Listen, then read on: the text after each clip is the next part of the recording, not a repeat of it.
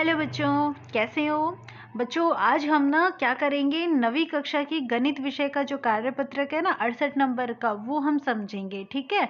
इस कार्यपत्रक की दिनांक है 16 दिसंबर 2020 और इसका जो टॉपिक है वो है अध्याय 2 बहुपद। बहुपद में हमें जो वर्कशीट मिली थी पिछली बार 10वें नंबर की वर्कशीट, उसका हम आज पुनरावृत्ति करेंगे। ठीक है। तो बच्चों यहाँ पर आप देखिए कि आपके पास ये जितने भी क्वेश्चंस है ना इस वर्कशीट में कितने हैं।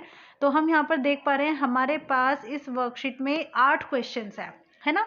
और हमें क्या करना है, इन सभी क्वेश्चंस को एक एक करके हल करना है। तो चलिए हम सबसे पहले पहला प्रश्न देखते हैं। तो यहाँ पे जो पहला प्रश्न है ना, हम उसको देखते हैं। सबसे पहले प्रश्न में है वाई स्क्वायर, फिर प्लस में क्या है 5x। तो बच्चों पहले तो इसको ही आप ठीक कर लीजिए। क्या यहाँ पे x नहीं होगा, x की जगह पे क्या होगा y होगा। ये छोटी सी मिस प्रिंटिंग है। तो Y square plus 5y minus 6, हमें इसके टुकड़े करने हैं। अब हम इसके टुकड़े इस तरीके से करते हैं कि हमें क्या करना चाहिए, गुना करने पे तो क्या आना चाहिए 6 आना चाहिए, और वो भी किसका माइनस का, और जोड़ने या घटाने पे प्लस का 5 आना चाहिए। तो हम इस प्रकार से 5 के टुकड़े करेंगे। तो बच्चों देखो, आप यहाँ पर गुना करके देखो, मतलब 6 के लिए लो। 6 को अगर हम 1 से गुना करते हैं, ठीक है, 6 गुना 1, तो हमारे पास क्या आता है 6 आता है। ठीक है। लेकिन हमें क्या चाहिए, जोड़ने घटाने पर 5 आना चाहिए। तो हम 6 में से 1 घटा देंगे तो हमारे पास क्या आएगा, 5 भी आएगा। इसका मतलब ये हुआ कि एक तो हमारे पास जो टुकड़े होंगे वो तो होगा एक तो 6, ठीक है, और दूसरा हमारे पास क्या हो जाएगा -1। तो अब हम गुना करके देखेंगे 6 को -1 से, तो क्या आ जाएगा -6 आ जाएगा। ठीक है। तो ये कॉन्सेप्ट तो यहाँ पे हमारा खत्म होता है। अब हम इसको स्टार्ट करते हैं, मतलब जो भी हमारे पास गुणनखंड है वो हम यहाँ पर करते हैं। तो Y square plus 5y minus 6 है यहाँ पे। आप यहाँ पे क्या करेंगे, वाई स्क्वायर 5y को आप कैसे लिखेंगे, यहाँ पर 6y माइनस वाई, ठीक है, और माइनस में 6। अब यहाँ पे हम इन दोनों का जोड़ा बना लेते हैं और यहाँ पे इन दोनों का जोड़ा बना लेते हैं। तो पहले हम इन दोनों में से देखते हैं कि क्या कॉमन है। आपके पास y कॉमन है तो आप बाहर ले लीजिए, अंदर आपके पास बचेगा y प्लस 6। यहाँ पे इन दोनों में से हमारे पास कुछ भी कॉमन नहीं है, और जब कुछ भी कॉमन नहीं होता तो एक कॉमन होता है। और दूसरी बात, माइनस का चिन्ह हमारे पास यहाँ पे भी है, यहाँ पे भी है, तो हमने -1 हमने बाहर ले लिया। तो हमारे पास अंदर क्या बचा, y प्लस 6। तो अब आप देखिए y प्लस 6 आपके पास दोनों तरफ है, तो y प्लस 6 और यहाँ पे बचा y माइनस 1।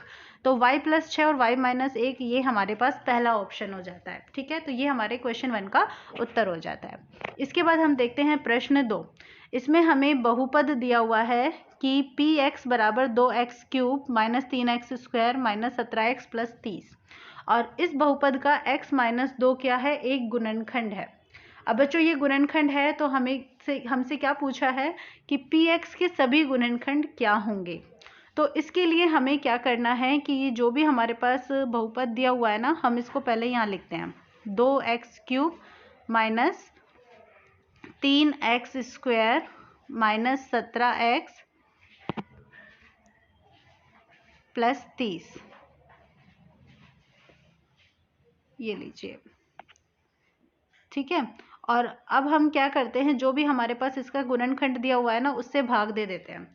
अब बच्चों आप देखो यहाँ पे आपके पास कितना है, 2x क्यूब है, और यहाँ पे क्या है आपके पास x। इसका मतलब ये हुआ कि हमें किससे भाग देना पड़ेगा जी, हमें भाग देना पड़ेगा यहाँ पे 2x स्क्वायर से। ठीक है।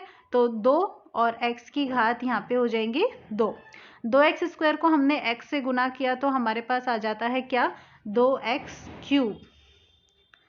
अब उसके बाद हम यहाँ पे क्या करते हैं, 2x स्क्वायर को -2 से गुना करते हैं। तो -2 और 2 से गुना किया -4x स्क्वायर। घटा दीजिए, घटाएंगे तो चिन्ह बदल जाएंगे, ये कट जाएगा, और माइनस का 3 और प्लस के 4, तो कितने बचेंगे हमारे पास, प्लस का 1, और उसको हम ऐसे लिख सकते हैं x स्क्वायर। उसके बाद ऊपर से हमने यहाँ पे 17x जो उतारते हैं तो ये माइनस का 17x हो जाता है। अब आप x से भाग दीजिए, x देखेंगे तो यहाँ पे हमारे पास सिर्फ x है, और यहाँ हमारे पास क्या है x स्क्वायर, मतलब हमें x की यहाँ पे घात कितनी है 2, तो हमें इस x को एक x से गुना करना है।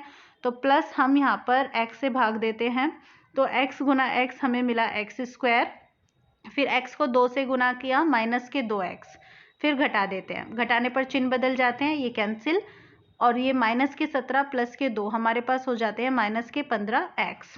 अब बचा हमारे पास प्लस का 30, इसे भी हम यहाँ पे उतार लेते हैं। अब बच्चों आप देखो यहाँ पे x है प्लस का और यहाँ पे माइनस के 15। तो अब हम क्या करेंगे जी, हम यहाँ पे -15 ले लेंगे। ठीक है, -15 को x से गुना किया -15x, उसके बाद -15 को -2 से गुना किया तो माइनस माइनस प्लस, 15 दूनी 30, घटाएंगे, घटाने पर चिन्ह बदल गए, -15x से +15x कैंसिल और +30 से -30 कैंसिल, तो क्या बचा 0।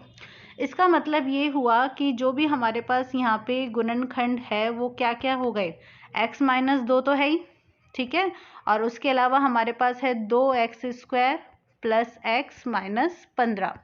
तो अब हम 2x² प्लस x - 15 के भी गुणनखंड करेंगे। तो उसके लिए हमें यहाँ पे क्या करना है, 2x², इसको लिखेंगे। अब उसके बाद देखो आपके पास यहाँ पे गुणनखंड जो आप करेंगे तो गुना करने पे क्या आना चाहिए, -15, और जोड़ने घटाने पे क्या आना चाहिए, प्लस का 1। तो हमारे पास इस प्रकार की कोई संख्या है, बताइए, कोई भी संख्या या इस प्रकार का कोई भी गुणनखंड हम कर सकते हैं। देखो सॉरी, गुना करने पर 15 और ये 2, 15 दूनी 30 आने चाहिए। ठीक है, तो 6 को 5 से गुना करके देखो, 6 पंज 30, यानी कि एक तो 6 ले लो और एक ले लो 5। प्लस का x चाहिए तो 6 जो है वो प्लस का ले लेते हैं और 5 जो है वो माइनस का ले लेते हैं, -15। ठीक है, अब इन दोनों का यहाँ पे जोड़ा बनाएंगे और इन दोनों का जोड़ा बनाएंगे। तो इसके बाद हमने लिखा x - 2, फिर उसके बाद बड़ा ब्रैकेट। अब यहाँ पर आप देखो 2x कॉमन आ गया। ठीक है, तो जब 2x कॉमन आ जाता है तो अंदर क्या बचता है, यहाँ पे x और यहाँ पे क्या प्लस 6 है, 2 बाहर ले लिया तो 3 बचेगा, 2 तिया 6, फिर माइनस, यहाँ पे हमारे पास 5 बाहर आ जाता है, अंदर बचा x, माइनस बाहर ले लिया तो अंदर बचेंगे प्लस का चिन्ह, फिर 5 तिया 15। अब इसके बाद यहाँ पे हमारे पास क्या बचता है, x - 2 तो एज इट इज़ है ही, x + 3 दोनों में कॉमन है, हमने यहाँ पर ले लिया कॉमन। ठीक है, x + 3, और उसके अलावा हमारे पास यहाँ पे 2x है और यहाँ पे कितना है 5। हम इन 2x और 5 को भी लिख लेते हैं। तो ये तो लिखा 2x और बीच में माइनस का चिन्ह है तो माइनस, और ये 5। तो ये हमारे पास यहाँ पे गुणनखंड आते हैं। देखो x - 2 होना चाहिए और x + 3 होना चाहिए और 2x - 5, ये हमारे पास तीसरा ऑप्शन है।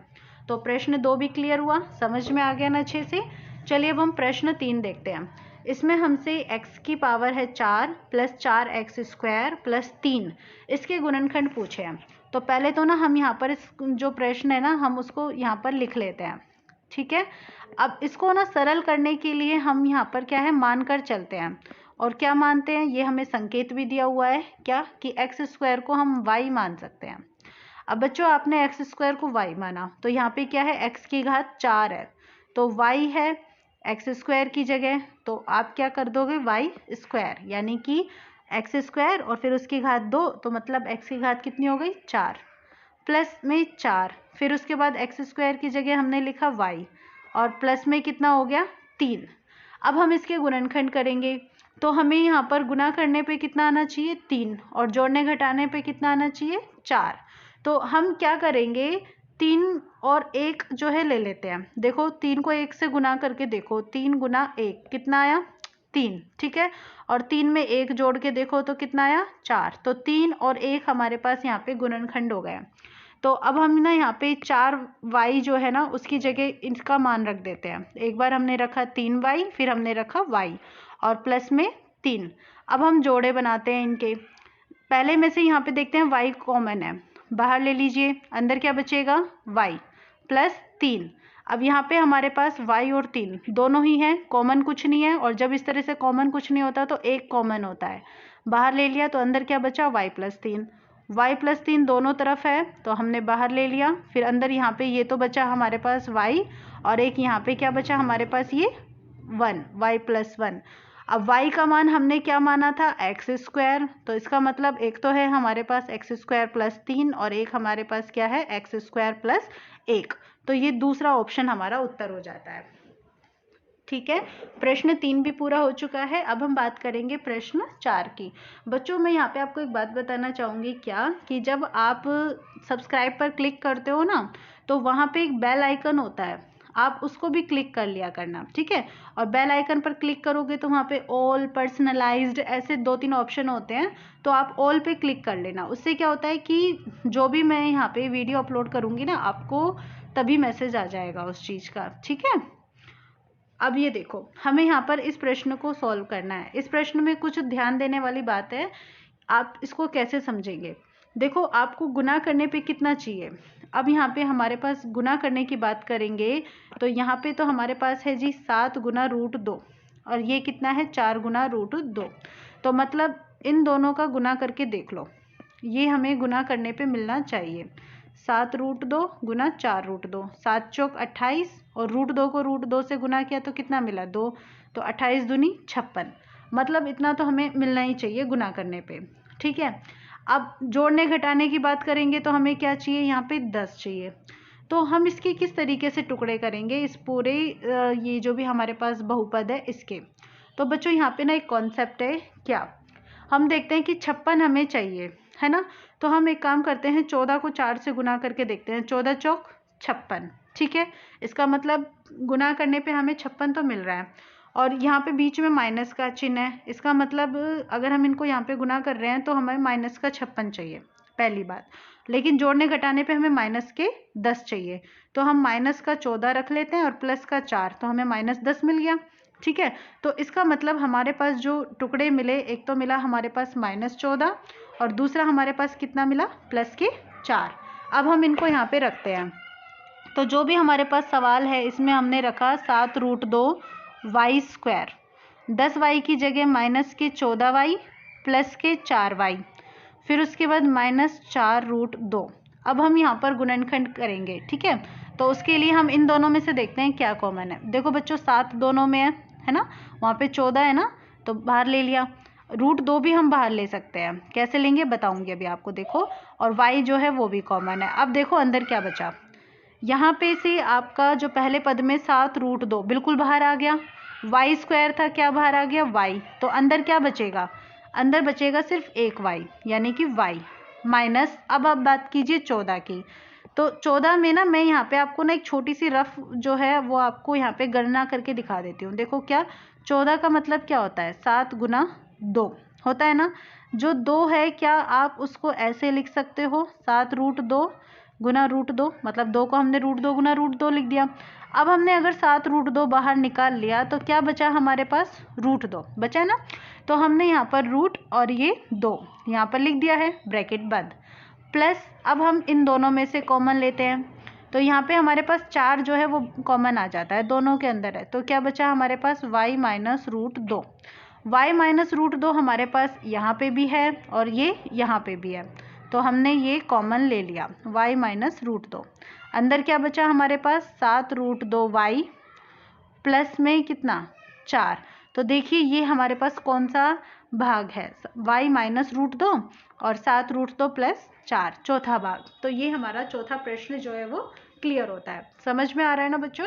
अगर कोई कमी रह रही हो, कुछ डाउट रह रहा हो, तो आप मुझे कमेंट कर देना, मैं आपको क्लियर कर दूंगी, ठीक है। नेक्स्ट हमारे पास जो 5th क्वेश्चन है, इसमें 2 और फिर उसके बाद क्या है, a+1 का यहाँ पे पावर यानी कि घात कितनी है, 2 है, फिर -9 और फिर उसके बाद ब्रैकेट के अंदर है a+1 और फिर है -5। हमें इसको हल करना है। तो इसके लिए ना हम यहाँ पे क्या कर रहे हैं कि जो भी हमें दिया हुआ है ना a+1 ब्रैकेट के अंदर वाला जो भी हमारे पास मान है, इसको हम x मान लेते हैं।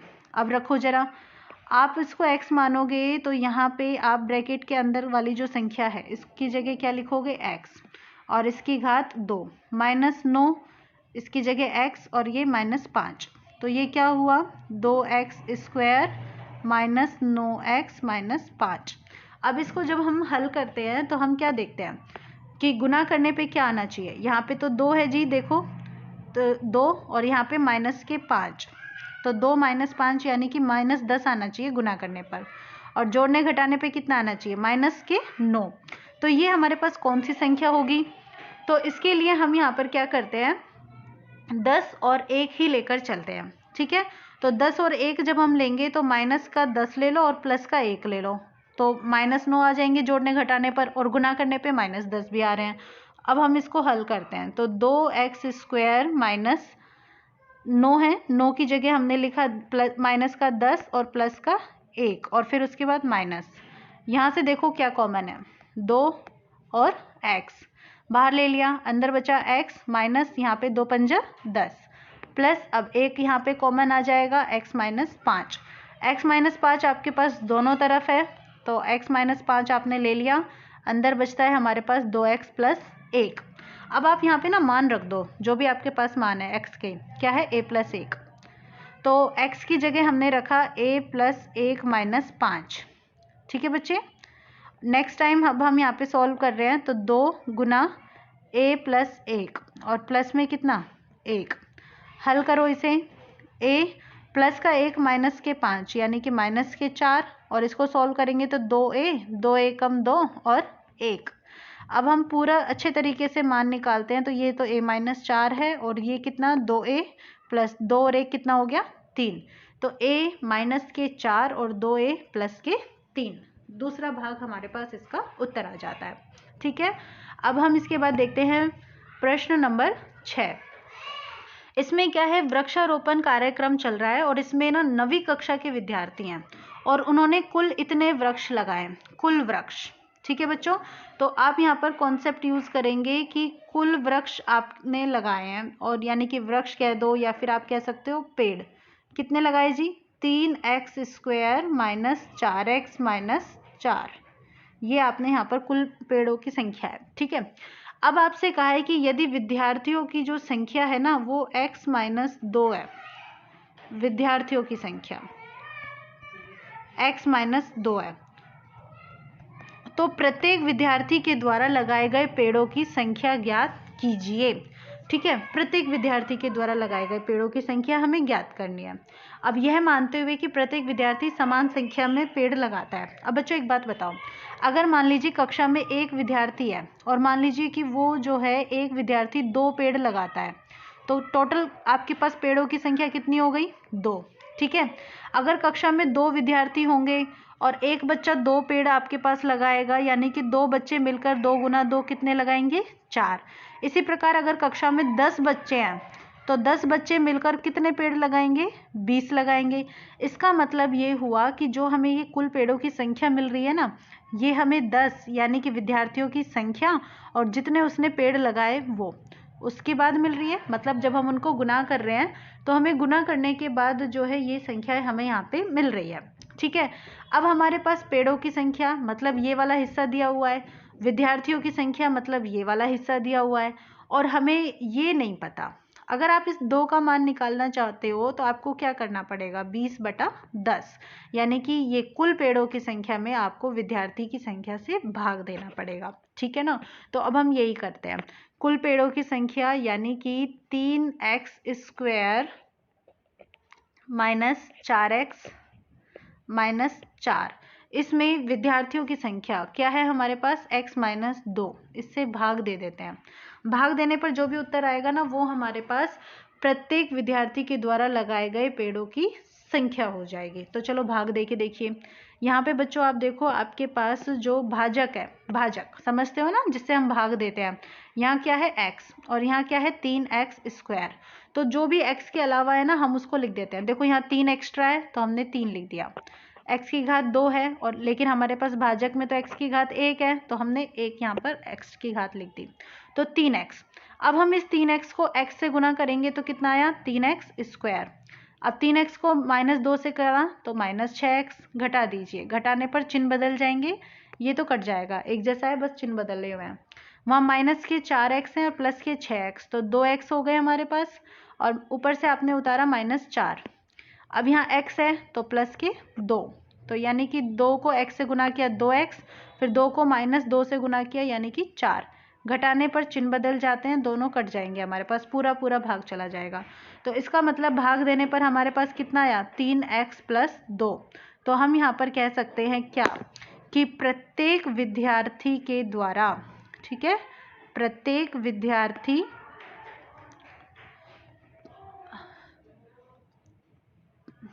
थोड़ा सा कन्फ्यूज़न हो गई है, कन्फ्यूज़न मतलब लिखा गलत किया है, मैं उसको अभी ठीक कर देती हूँ। प्रत्येक विद्यार्थी के द्वारा लगाया गए पेड़ की संख्या कितना है बच्चों? 3x + 2, ये हमारा उत्तर हो जाता है। ठीक है, अब हम देखते हैं अगला प्रश्न, जिसमें हमें आयत दिया हुआ है, मतलब आयत है और उसका क्षेत्रफल दिया हुआ है, क्षेत्रफल। ठीक है, और हमसे लंबाई और चौड़ाई पूछी है। तो बच्चों जब हमें क्षेत्रफल दिया जाता है आयत की, अगर हम बात करते हैं तो आयत के जो क्षेत्रफल का जो सूत्र होता है वो क्या होता है भाई? आयत का क्षेत्रफल का सूत्र होता है लंबाई गुना चौड़ाई, है ना। तो इसका मतलब हमें यहाँ पे लंबाई गुना चौड़ाई का कॉन्सेप्ट करना है। तो हम सबसे पहले पहला भाग देखते हैं। क्षेत्रफल है, इसका मतलब ये लंबाई और चौड़ाई का यहाँ पे क्या है? गुणनफल है। तो इसके हम गुणनखंड करके देखते हैं। तो बच्चों यहाँ पे गुना करने पे 30 आना चाहिए और जोड़ने घटाने पर 5√5 आना चाहिए। तो हम यहाँ पर क्या करते हैं, जो 5√5 है ना, इसके 2 टुकड़े कर लेते हैं। एक तो 3√5 और एक कर लेते हैं 2√5। देखो गुना करके देखो, जब आप इसको गुना करके देखते हो तो 3 को 2 से गुना किया, 3 दूनी 6, √5 को √5 से किया, यानी कि 5 आया और 6 पंजा कितना आया? 30। भाई गुना करने पर 30 तो आ गया। अब जोड़ने घटाने की बात रही, अगर हम इन दोनों को प्लस कर देंगे, भाई यहाँ तो हम गुना कर रहे हैं और अगर हम इनको प्लस कर देंगे तो प्लस करने पर हमें कितना मिलेगा? 5√5। तो इसका मतलब ये इसके यहाँ पे गुणनखंड हो गए। हम यहाँ पर लिख देते हैं जी x² + 3√5x + 2√5x + 30। अब हम इसके देखो कॉमन क्या है? x कॉमन है, बाहर ले लीजिए, अंदर क्या बचा? x, फिर प्लस, और यहाँ पे क्या है हमारे पास? 3√5। अब प्लस ऐसे ही यहाँ पर देखो क्या कॉमन आ रहा है? 2 भी कॉमन आ सकता है और √5 भी आ सकता है, बाहर ले लो, अंदर क्या बचा? x plus. अब आप देखो 2√5 आपने कॉमन मतलब बाहर ले लिया और अंदर क्या बचा है? मतलब 30 में से आपने लिया है। अब बच्चों 30 जो है वो तो 6 और 5 का गुणनफल है, और 6 और 5 ये कहाँ से मिला हमें? 3√5 और 2√5 को गुना करके मिला। इसका मतलब अगर मैंने 2√5 बाहर ले लिया तो मेरे पास अंदर क्या बचा? 3√5। तो मैंने यहाँ लिख दिया 3√5। ठीक है, x + 3√5 जो है वो दोनों तरफ है, तो इसे मैं कॉमन ले लेती हूँ अलग से, और उसके बाद अंदर वाली जो संख्या है वो क्या बचेगी? x + 2√5। तो ये मेरे पास इस तरीके से आया है, जैसे कि क्या है? लंबाई गुना चौड़ाई। तो मैं ये कह सकती हूँ कि शायद इसकी जो लंबाई है वो क्या है? x + 3√5 है, और इसकी जो चौड़ाई है वो क्या है? x + 2√5 है। तो इस प्रकार से ये जो प्रश्न है इसका पहला भाग यहाँ पे कंप्लीट होता है। अब इसके बाद हम बात करेंगे भाग 2 की। इसके बाद हम इसका दूसरा भाग देखते हैं। इसमें हमें क्या करना है? देखो 24x² है और उसके बाद है माइनस में 26x और -8। तो बच्चों देखो गुना करने पर 24 और 8 को -8 को गुना करके देखो, 24 गुना -8 कितना आ रहा है हमारे पास? -192, यानी कि गुना करने पर आपके पास 192 आना चाहिए। ठीक है, और जोड़ने घटाने पर कितना आना चाहिए? -26। तो हम यहाँ पे क्या करते हैं, जो -26 है ना, इसके टुकड़े ऐसे करते हैं कि भाई माइनस का 32 ले लिया और प्लस का हमने ले लिया 6।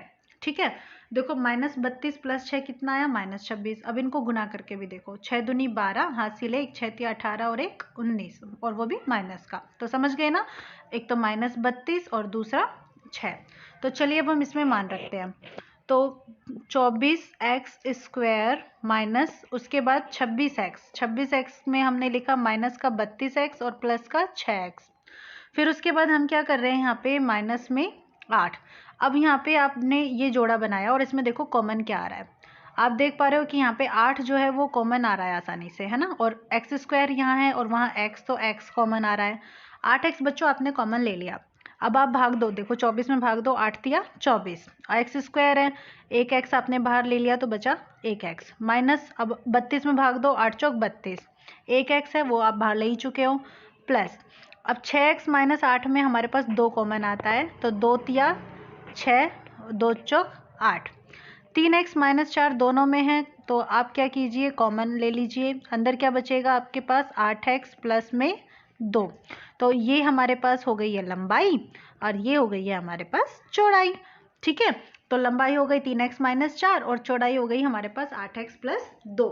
ये हमारा संभव व्यंजक हो गया। मतलब हम ये नहीं कह रहे कंफर्म है, संभव है कि हाँ ये इनके मान हो सकते हैं। भाई ये भी हो सकता है कि लंबाई ये हो जाए 8x + 2 या फिर चौड़ाई ये हो जाए 3x - 4। मतलब जो भी हमारे पास मान है ना, हम उनमें से एक को लंबाई रखेंगे और एक को चौड़ाई रखेंगे।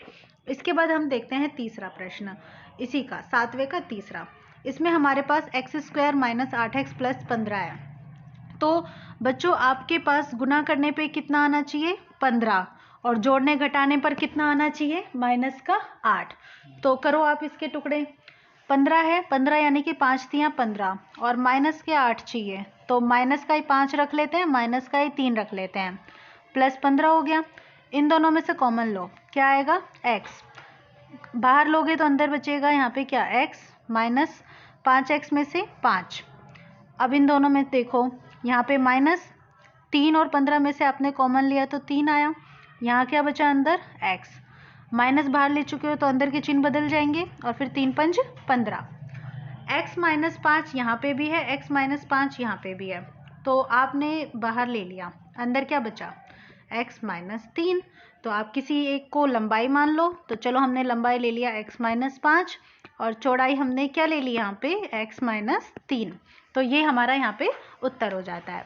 ठीक है, अब 7वां प्रश्न हमारा यहाँ पे कंप्लीट होता है। इसके बाद हम बात करते हैं 8वें प्रश्न की, जिसमें हमें कहा गया है कि उस घन की विमा ज्ञात करो। घन की विमा, आपको ध्यान है ना घन कैसे बनाते हो आप, इस तरीके से आपके पास यहाँ पे 6 भुजाएं होती है, और उनकी सबकी भुजाओं का जो मान होता है ना, वो कैसा होता है, बराबर होता है।